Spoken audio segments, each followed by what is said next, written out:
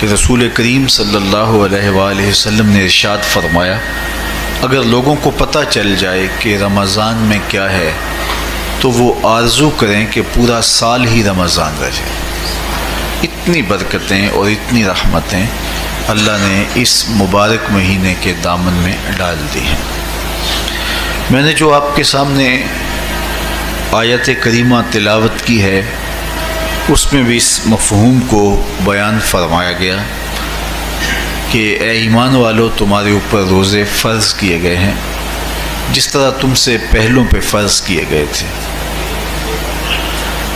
یا ایھا الذین آمنوا کتب علیکم الصیام کما کتب علی الذین من قبلکم۔ کیوں فرض کیے گئے؟ وجہ کیا ہے؟ لعلکم تتقون، تاکہ تم متقی بن جاؤ، تم پرہیزگار بن جاؤ۔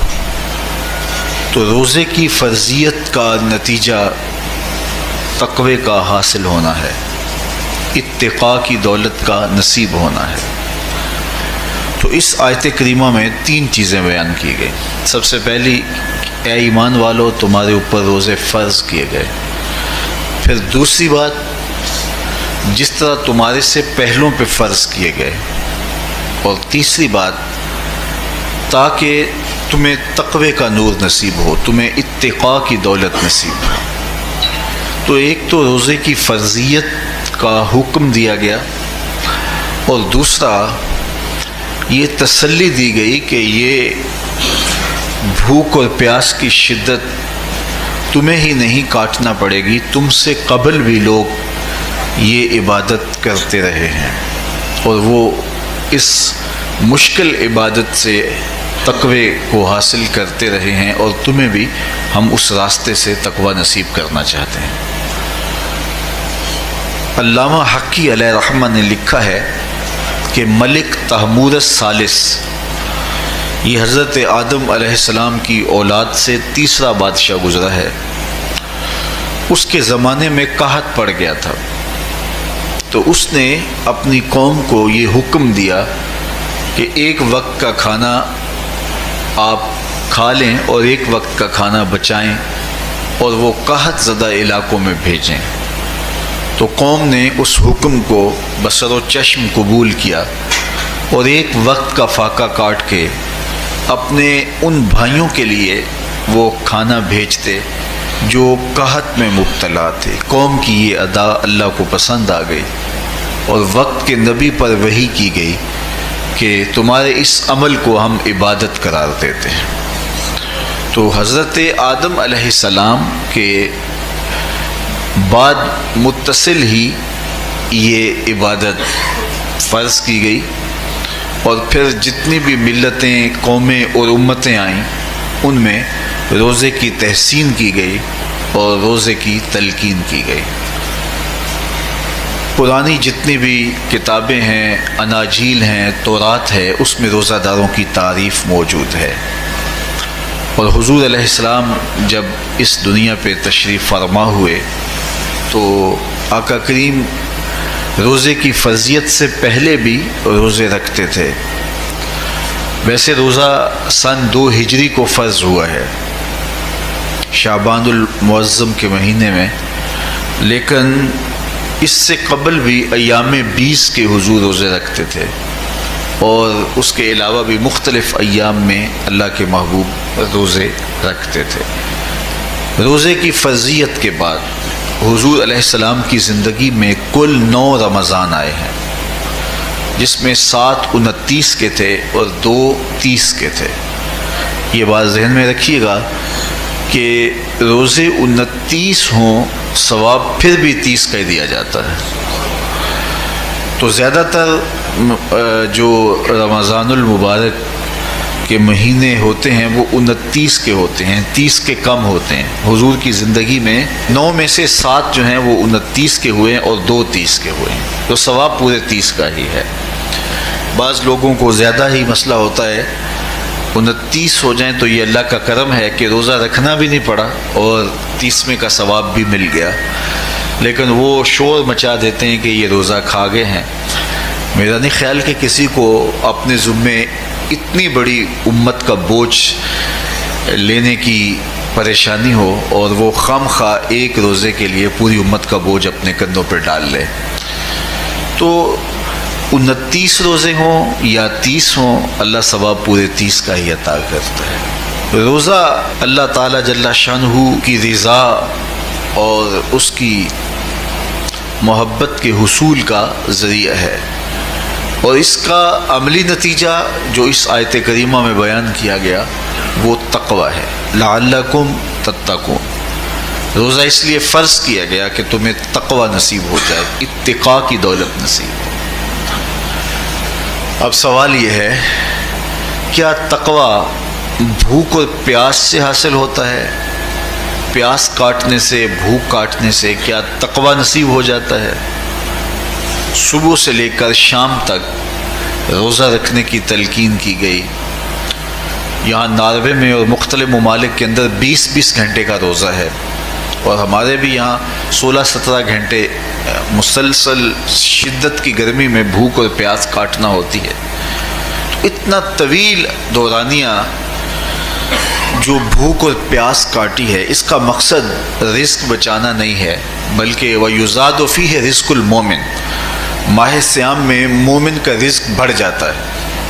آپ اپنا بجٹ دیکھ لیجئے، باقی مہینوں کی نسبت ماہ صیام میں آپ کے اخراجات زیادہ ہوتے ہیں اور کشادگی ہوتی ہے.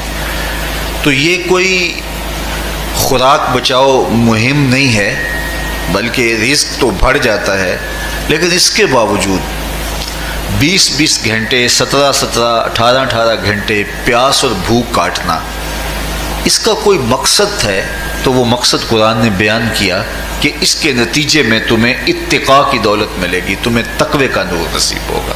سوال یہ کھڑا ہوا، کیا بھوک اور پیاس کاٹنے سے تقوی مل جاتا ہے؟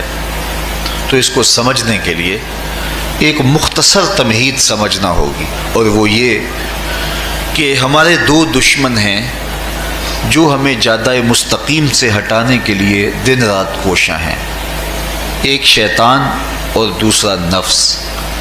یہ 2 دشمن ہیں جو ہماری متاع عمل، ہمارا خلوص، ہماری للہیت، ہمارا باطن لوٹنے کے لیے ہر وقت مستعد اور فعال رہتے ہیں. اب ان 2 دشمنوں سے ہمارے تنہا ناتواں وجود کا مقابلہ ہے، اور ان میں سے جو بڑا دشمن ہے وہ نفس ہے، کیونکہ شیطان نے جب انکار سجدہ کیا تو ہم تو یہ کہتے ہیں کہ ہمیں شیطان نے بہکا دیا، لیکن شیطان نے جب انکار سجدہ کیا اور خود بہک گیا تو اس وقت کوئی دوسرا شیطان تو نہیں تھا جس نے شیطان کو بہکایا، وہ نفس تھا جس نے شیطان کو شیطان بنایا. اس نے اندر سے کہا انا خیر منہ، میں بہتر ہوں. تو یہ انانیت جو تھی، انا خیر منہ، اس نے اس کو بہکایا. تو شیطان کو شیطان بنانے والا نفس ہے، تو نفس شیطان سے بھی بڑا دشمن ہے. ایک بزرگ تھے، وہ ساری زندگی اپنی زبان پہ انا کا لفظ نہیں آنے دیتے تھے. اس مفہوم کو بیان کرنا ہوتا تو وہ الفاظ دیگر بیان کرتے. میں کا لفظ، انا کا لفظ وہ اپنی زبان پہ ساری زندگی انہوں نے جاری ہی نہیں ہونے دیا. کہتے تھے اس لفظ نے شیطان کا بیڑا غرق کر دیا، تو میں یہ لفظ زبان پہ آنے نہیں دوں گا.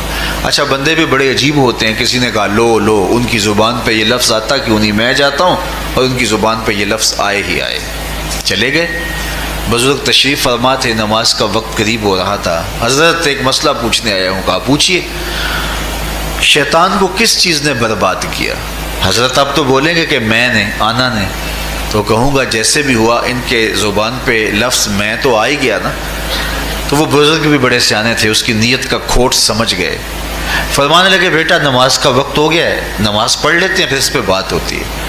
نماز ہوئی، سلام پھرا تو خود ہی فرمانے لگے کسی نے کہا تھا کہ شیطان کو کس چیز نے برباد کیا، جواب دینا چاہ رہا ہوں. کس نے پوچھا تھا؟ جھٹ کھڑا ہو گیا، میں نے. کہا اسی چیز نے اس کا بیڑا غرق کر دیا. تو جو نفس تھا وہ شیطان کو شیطان بنانے والا ہے. تو ہمارے ساتھ نفس بھی لگا ہوا ہے، ہمارے پیچھے شیطان بھی لگا ہوا ہے. شیطان بھی بڑا مکار دشمن ہے، چھوٹا دشمن یہ بھی نہیں ہے۔ یہ ہماری متاع عزیز کو، متاع ایمان کو، متاع عمل کو، متاع خلوص کو لوٹنے کے لیے دن رات مستعد اور فعال رہتا ہے۔ اللہ کے محبوب نے فرمایا الشیطان جاسم علی قلب ابن آدم فاذا ذکر اللہ خانس واذا غفل وسوس۔ شیطان اولاد آدم کے دل پہ قبضہ جما کے بیٹھ جاتا ہے، جب یہ اللہ کا ذکر کرتا ہے تو بھاگ جاتا ہے، اور جب یہ اللہ کے ذکر سے غافل ہوتا ہے تو یہ وسوسہ اندازی کرتا ہے۔ تو شیطان اولاد آدم کے دل پہ قبضہ جماتا ہے، اسے پتہ ہے کہ دل قابو میں آ گیا تو پورا بدن قابو میں آ گیا، چونکہ میرے اعضائے بدنیاں میرے دل کے تابع ہیں۔ موسم اچھا ہے، رت سہانی ہے، صحن چمن میں پھول کھلے ہیں، لیکن میرا دل نہیں چاہ رہا تو ٹانگیں جنبش ہی نہیں کریں گی۔ مرغن غذائیں سامنے پڑی ہیں اور آپ کا تقاضا ہے کہ جناب لے لیجئے، لیکن میرا جی نہیں چاہے گا تو ہاتھ جنبش نہیں کریں گے۔ آسمان ستاروں اور کہکشاؤں سے بھرا ہوا ہے، جی نہیں چاہے گا تو نظر نہیں اٹھے گی۔ آپ سماعتیں بچھائے بیٹھے تھے، جی نہیں چاہے گا زبان نہیں بولے گی۔ تو پورے آزاد دل کے تابع ہیں، اور اگر دل شیطان کے تابع ہو گیا، اس کے ہتھے چڑھ گیا، تو پھر اعضاء وہی کریں گے جو شیطان چاہے گا۔ اور اگر یہ دل مالک کی محبت سے سرشار ہوگا تو پھر دل جو چاہے گا وہی اعضاء کریں گے، تو دل اللہ کی نافرمانی کی چاہت ہی پیدا نہیں ہونے دے گا، تو اعضائے بدنیاں کا رخ بھی اللہ کی رضا کے حصول کے لیے ہوگا۔ تو شیطان بھی قبضہ دل پہ جماتا ہے اور دل کو قابو میں کر کے حضرت انسان کا بیڑا غرق کرتا ہے۔ اللہ تعالیٰ کا کرم یہ ہوا اذا جاء رمضان سلسلۃ الشیاطین، اللہ کے محبوب علیہ السلام ارشاد فرماتے ہیں جب ماہ صیام آتا ہے تو شیاطین جکڑ دیے جاتے ہیں، جنت کے دروازے کھول دیے جاتے ہیں، جہنم کے دروازے بند کر دیے جاتے ہیں۔ اب ہمارے دو دشمن تھے، ایک نفس اور دوسرا شیطان، دونوں کے مقابلے میں ناتواں اور کمزور جان کو مقابلے میں آنا پڑتا تھا، لیکن جب ماہ صیام آیا، یہ ماہ انور آیا، تو ہمارے دو دشمنوں میں سے ایک دشمن باندھ دیا گیا۔ اب ہمارا مقابلہ صرف ایک دشمن سے رہ گیا۔ دیکھیے ماہ رمضان آتا ہے تو مسجدوں کے در کشادہ ہو جاتے ہیں، لوگوں کا رجحان دین کی طرف ہوتا ہے۔ جو 5 نمازیں بھی نہیں پڑھتے ہوتے ان کو تراویح میں بھی کھڑا ہوتا دیکھتے ہیں، اہتمام ہوتا ہے، نیکی کا، صدقہ و خیرات کا ماحول پیدا ہوتا ہے۔ ایسا کیوں ہے کہ شیطان بند گیا، لیکن اس کے باوجود نظر بھٹک رہی ہے، خیالوں میں آوارگی ہے، اور رشوت کا بازار گرم ہے۔ کیوں کہ ابھی نفس موجود ہے۔ تو نیکی کا جو ماحول پیدا ہوا یہ شیطان کے بند جانے کی وجہ سے، اور برائی کا ماحول اب بھی موجود ہے یہ نفس کے موجود ہونے کی وجہ سے۔ تو ہمارے دو دشمن ہیں جو ہمیں جادہ مستقیم سے ہٹاتے ہیں، ایک شیطان اور دوسرا نفس۔ اب جب ماہ صیام آیا تو شیطان باندھ دیا گیا، اب ہمارا مقابلہ صرف نفس سے ہے، اور یہ نفس شیطان سے بھی بڑا دشمن ہے۔ شیطان کو شیطان بنانے والا نفس ہے، اور وہ ہمارے ساتھ جڑا ہوا ہے۔ ماہ صیام میں شیطان تو بند گیا لیکن نفس نہیں بندھا۔ اب ہمیں اپنے نفس کو کمزور کر کے اور اپنی فتح حاصل کرنی ہے اور تقوی کی منزل کو پانا ہے۔ اب شیطان تو اللہ نے باندھ دیا، اب نفس کو کیسے باندھیں؟ تو آئیے نفس کی بندش کیسے ہوگی یہ کسی ایکسپرٹ سے پوچھیں گے کہ یہ کیسے اس کو باندھیں گے، اس کو کیسے قابو میں کریں گے۔ تو کسی ایسے شخص سے پوچھیں جو اس شعبے کا ماہر ہو۔ تو علامہ اقبال کے مرشد ملا جلال الدین رومی علیہ رحمہ کہتے ہیں آؤ تمہیں میں ایک معالج کا پتہ دیتا ہوں جو تمہیں اس بیماری کا علاج بتائے گا اور اس کی بندش کے طریقے بتائے گا۔ شیخ رومی علیہ رحمہ فرماتے ہیں ہفت شہر عشق را اتار گشت ما ہنوز اندر خم یک کوچام۔ عشق کے 7 شہر شیخ فرید الدین اتار گھوم چکے ہیں، اور میرے جیسا شخص عشق کے پہلے شہر کی پہلی گلی کے کونے پہ کھڑا ہے۔ اب اندازہ کیے کہ جن کا پتہ حضرت ملا جلال الدین رومی دے رہے ہیں وہ کس بلند مرتبے پہ فائز المرام ہے۔ فرمایا کہ وہ عشق کے 7 شہر گھوم چکے ہیں اور میں پہلے شہر کی پہلی گلی کی نکر پہ کھڑا ہوں۔ اب شیخ فرید الدین علیہ رحمہ سے پوچھئے کہ شیطان تو بند گیا، اب نفس کا وبال ہمارے اوپر پڑ رہا ہے اور ہم اس کے باوجود ماہ صیام کے اندر گناہوں میں منہمک ہیں، تو ہمیں بتایا جائے کہ اس نفس کا علاج کیسے کیا جائے، ہمیں آپ کا پتہ بتایا گیا ہے۔ تو شیخ فرید الدین عطار بولے، نفس نتواں کشت الا باسے چیز، بات گوئم یادگیرش اے عزیز۔ نفس نہیں مرتا، لیکن اگر 3 اسلحے تیرے پاس ہوں تو یہ ٹھہر بھی نہیں سکتا۔ وہ 3 اسلحے کون سے ہیں؟ خنجر خاموشی و شمشیر جو، نیزائے تنہائی و ترک ہجو۔ خاموشی کا خنجر، بھوک کی تلوار اور تنہائی کا نیزہ، یہ 3 اسلحے ایسے ہیں، اگر تو یہ لے کر کے نفس پہ ٹوٹ پڑے تو پھر نفس کا مقابلہ تیرے لیے آسان ہوگا۔ خنجر خاموشی، خاموشی کا خنجر، اللہ کے محبوب علیہ السلام نے فرمایا من صامت نجا، جو خاموش ہو گیا وہ نجات پا گیا، کیونکہ انسان کی زندگی کی زیادہ آفتیں اس کی زبان کی وجہ سے ہیں۔ آپ اپنے گناہوں کا اور میں اپنے گناہوں کا اگر احتساب کروں تو ہمیں سب سے زیادہ گناہ زبان کے ملیں گے۔ آنکھیں بھی گناہ کرتی ہیں، ہاتھ بھی گناہ کرتے ہیں، پاؤں بھی گناہ کرتے ہیں، لیکن سب سے زیادہ گناہ زبان کرتی ہے۔ جھوٹ بھی بولتی ہے، غیبت بھی کرتی ہے، شکوہ بھی کرتی ہے، گالی سب و شتم اور کیا کچھ زبان کے گناہ ہیں۔ اسی لیے اللہ کے محبوب نے فرمایا جو تمہارے 2 جبڑوں کے درمیان ہے، یعنی زبان، اور 2 ٹانگوں کے درمیان ہے تمہاری پارسائی کی جگہ، تم ان 2 چیزوں کی مجھے ضمانت دے دو، میں محمد تمہیں جنت کی ضمانت دے دیتا ہوں۔ تو انسان کے سب سے زیادہ گناہ زبان کے ہیں اور اس کی پارسائی کی جگہ کے۔ تو اس لیے میرے حضور نے فرمایا من صمت نجا، جو خاموش ہو گیا وہ نجات پا گیا۔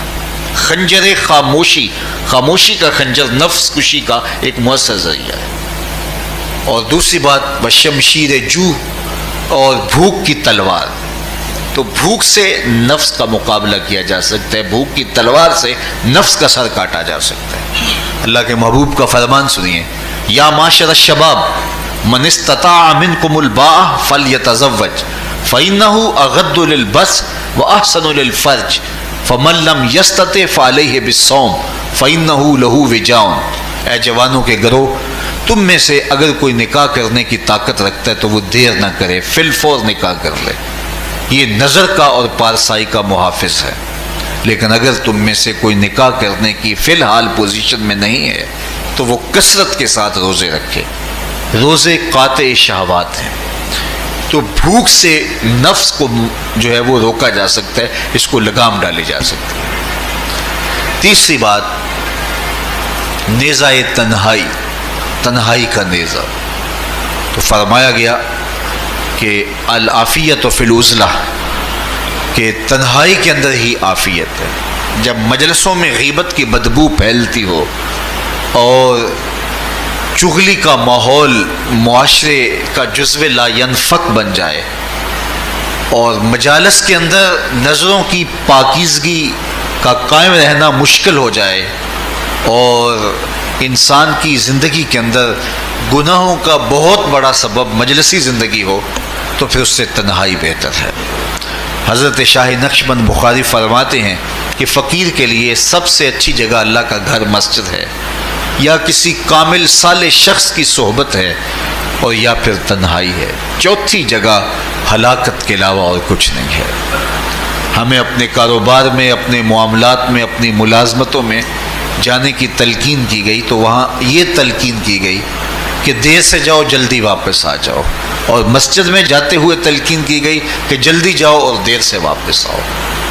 لیکن ہم مسجد کے دروازوں پہ جب دور موجود میں رش دیکھتے ہیں کہ لوگ بہت جلدی نکلنا چاہتے ہیں، حتیٰ کہ کندھوں سے کندھے ٹکرا رہے ہوتے ہیں کہ جلدی سے باہر نکل جائیں، حالانکہ وہ عافیت کی جگہ ہے، 2 منٹ زیادہ بھی ہو جائیں تو کوئی حرج نہیں ہے۔